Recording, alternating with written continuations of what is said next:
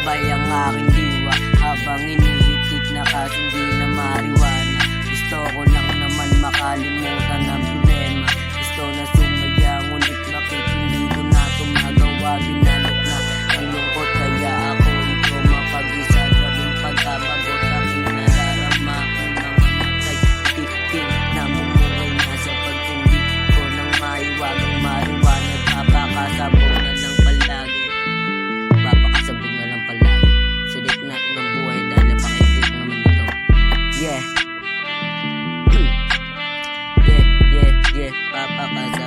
Papakasabog na lang palagi para makangiti ng kahit konti.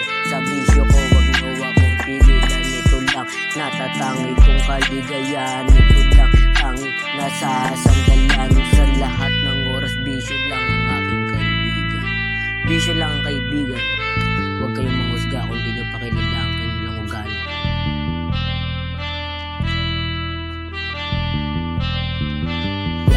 Ako nang husgahan, palagi naman ako nagsisikap ng ganun. Ako'y makaraos na sa hirap. Alam ko na mali magmaliwanag, pero dito ko lang nadarama. Kasi yan di ko maipakita sa iba dahil para na akong mapapraning sa aking mga ginagawa. Hindi ko na kaya makipag-usap sa kanila. Sinasarili ko na lang ang aking mga problema. Dahil sa sitwasyon na to ako'y parang mawawala na sa aking sarili. Para bang di ko na kaya na dito pa ay manatili.